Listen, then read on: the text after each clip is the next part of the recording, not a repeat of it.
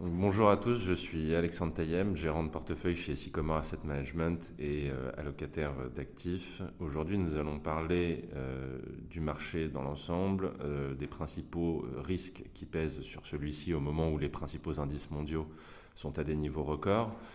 Et nous parlerons également de la situation en Chine, des banques centrales et dans cet environnement, quel secteur, quel positionnement privilégié pour les semaines et les mois à venir. Donc avec la sortie de crise Covid, la demande pour les matières premières a fortement augmenté. Le retour des déplacements a fait grimper la demande de pétrole alors que l'offre est extrêmement bien contrôlée par l'OPEP.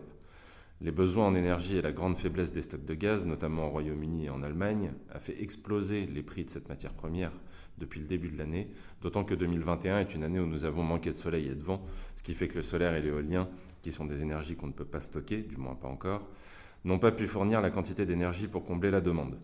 Et cela pourrait continuer si nous avons un hiver globalement rigoureux. Ce qui fait donc peser un risque inflationniste encore fort, malgré le fait que les niveaux d'inflation soient déjà bien au-dessus des objectifs des banques centrales. J'ajoute à cela que pour ce qui est des métaux, notamment des métaux industriels, le cuivre, l'aluminium, le lithium, le nickel, ont vu leur prix augmenter avec la transition énergétique, et c'est probablement une augmentation de long terme. Nous sommes très en retard sur le freinage du changement climatique. On devrait voir donc la production de voitures électriques, d'éoliennes, de panneaux solaires augmenter avec le temps. Et donc la demande pour ces métaux va elle aussi progresser mécaniquement pour les années à venir. Le contexte inflationniste lié aux matières premières semble donc être parti pour rester, et les banques centrales commencent à admettre que l'inflation, si elle n'est pas structurelle, sera plus que transitoire au moins. Et nous pensons que l'inflation devrait durer sur l'entièreté de 2022 à minima. La question maintenant est de savoir si cette inflation va venir freiner la reprise et la croissance que nous connaissons actuellement ou non. Pour l'instant, nous n'avons pas les signes d'un freinage de la croissance ou d'une baisse, d'un ralentissement dans les publications d'entreprises trimestre après trimestre. Donc pour l'instant, la situation, la toile de fond reste positive pour le marché action. La grande question dans ce contexte inflationniste, c'est évidemment ce que vont faire les banques centrales face à cette résurgence de l'inflation. Elles nous ont donné quelques indices. On l'a vu avec la Fed récemment qui a annoncé le début du tapering, donc le fait qu'elle achète moins d'obligations du Trésor et privé mois après mois. Donc dans le détail, elle achètera 10 milliards en moins d'obligations du Trésor et 5 milliards en moins de mortgage-backed securities, qui sont les obligations immobilières. La question se tourne maintenant plus vers la façon dont elle va gérer la hausse de taux. Là-dessus, on a un petit peu tout vu avec un marché qui anticipe 2 hausses de taux l'année prochaine et 4 hausses de taux en 2023. Nous pensons que c'est un petit peu exagéré et que Jérôme Powell devrait rester très dépendant des chiffres économiques et qu'il modulera sa politique monétaire en fonction des données macroéconomiques qui lui arrivent. D'ailleurs, soit dit en passant, ce n'est peut-être pas Jérôme Powell qui mènera la politique monétaire en 2022, puisque nous attendons toujours le renouvellement de son mandat, à moins que ce soit Lael Brainard qui prenne la relève en tant que présidente de la Fed. Donc on le sait, la Fed regarde d'abord l'emploi et ensuite l'inflation. Le marché américain se dirige progressivement vers le plein emploi. Cela, couplé à une inflation ancrée au-dessus de l'objectif de la Fed, laisserait le champ libre pour remonter les taux. Néanmoins, elle joue sur ce fil, puisqu'il faut distinguer l'inflation liée à une augmentation du prix des matières premières uniquement et une inflation liée à une reprise économique.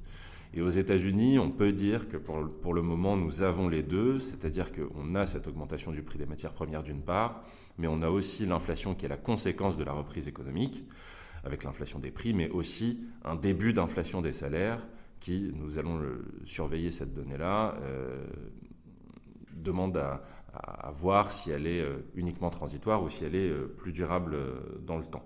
Donc on a eu une augmentation record là, sur le dernier trimestre des salaires aux États-Unis, avec plus 1,5% de croissance au troisième trimestre. Donc il est fort probable que la Fed sera active dans son tapering et plus prudente quant à la remontée des taux, puisque c'est plus loin dans le temps, donc il risque d'y avoir des obstacles à la reprise. Et côté BCE, en revanche, on a une politique totalement différente, puisqu'on a une banque centrale qui est encore totalement accommodante. C'est-à-dire que ce qu'on appelle le début de tapering pour la Banque centrale européenne, c'est un arrêt du programme d'achat lié à la pandémie. Mais il faut savoir que l'Asset Purchase Programme, donc l'APP, devrait prendre le relais du PPP. Et Christine Lagarde a ajouté lors de sa dernière conférence de presse qu'il était très improbable de voir une hausse de taux courant 2022. Donc on a encore au moins 12 mois de banque centrale extrêmement accommodante, aussi bien en Europe qu'aux États-Unis, mais peut-être encore un peu plus en Europe.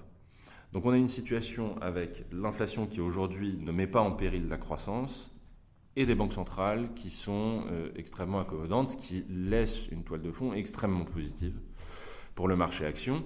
Et le fait que nous ayons établi de nouveaux records sur les indices mondiaux ne constitue pas en soi une raison de prendre des bénéfices. Au contraire, on peut même encore investir aujourd'hui puisqu'on a une route qui se dégage, si tant est que les publications de résultats restent de bonne facture comme elles l'ont été sur les 2-3 derniers trimestres.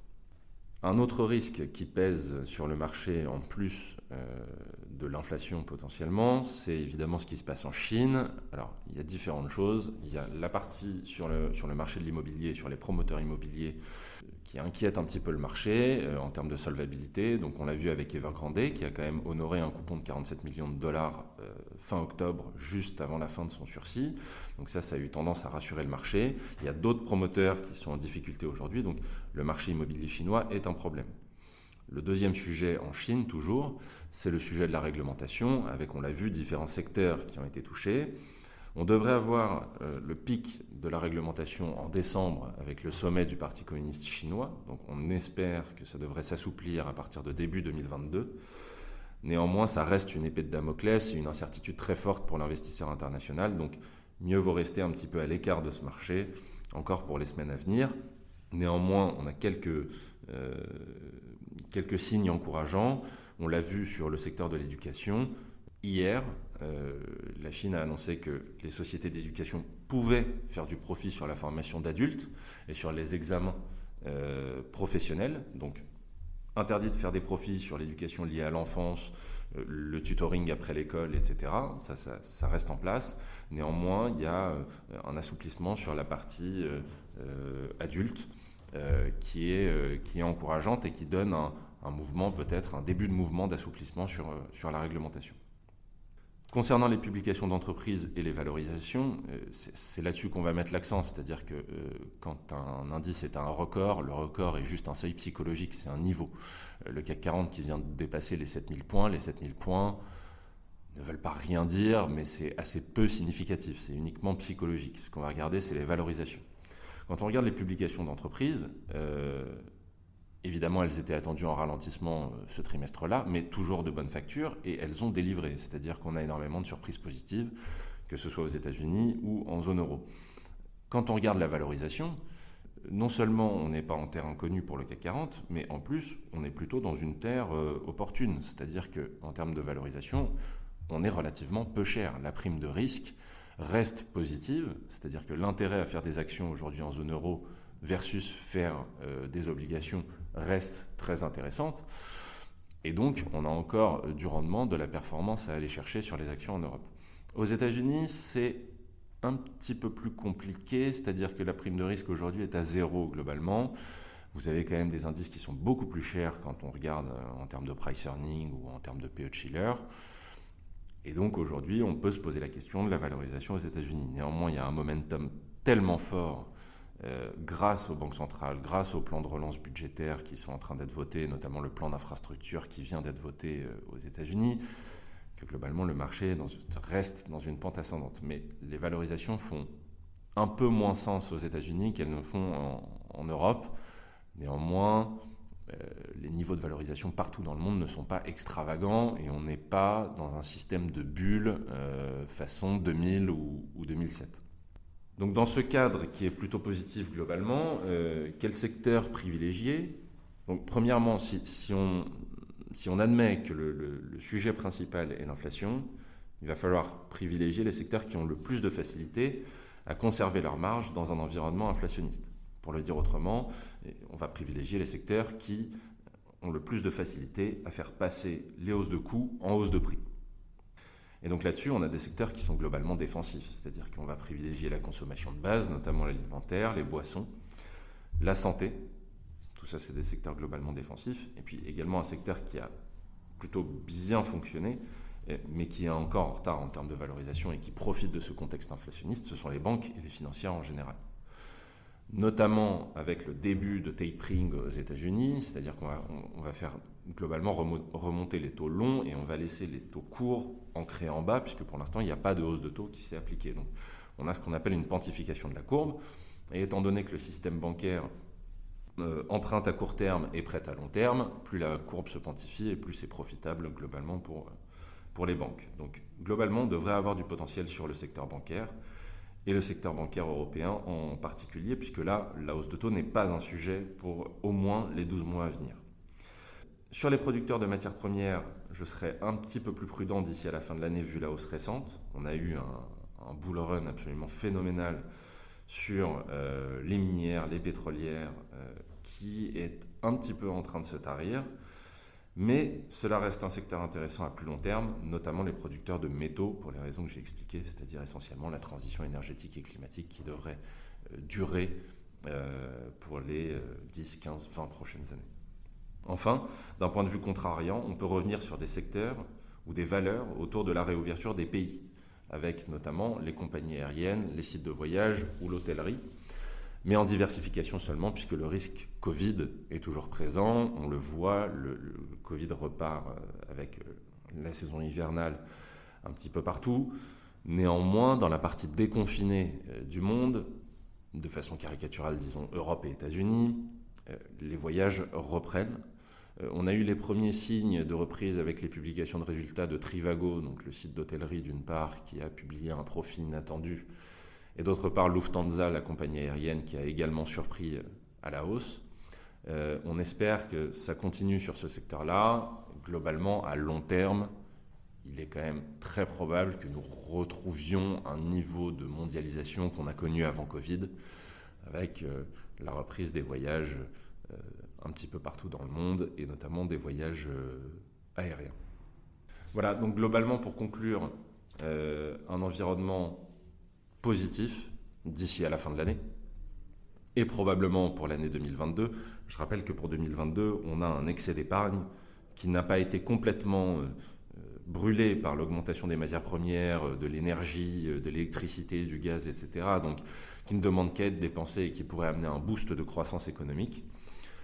Tant que l'inflation reste maîtrisée, c'est-à-dire temporairement au-dessus de l'objectif des banques centrales, et qu'elle n'entache pas la croissance, c'est-à-dire que si vous avez les prix qui augmentent trop, les consommateurs vont peut-être attendre que ça se calme avant de dépenser, et donc la consommation et la demande viendraient à se réduire. Tant que nous n'avons pas ça, la toile de fond est très positive globalement pour les actions de manière générale, et puis le fait qu'il n'y ait pas d'alternative aux actions reste en place. C'est-à-dire qu'avec des banques extrêmement accommodantes, les taux vont rester bas. Les taux longs aujourd'hui aux États-Unis sont retombés à 1,50, en dessous de 1,50. Donc on reste à des niveaux très bas où on a tout intérêt à aller sur les actifs risqués, notamment les actions, plus que sur les obligations. Une diversification qui peut être intéressante réside dans les matières premières, mais il est plus difficile de faire des matières premières en direct que de faire des actions de producteurs de ces matières premières-là. Voilà, donc globalement une toile de fond très positive pour les 12 mois à venir. Néanmoins, il y a des risques, il y a quelques zones d'ombre, notamment l'inflation, que nous surveillerons dans les mois à venir.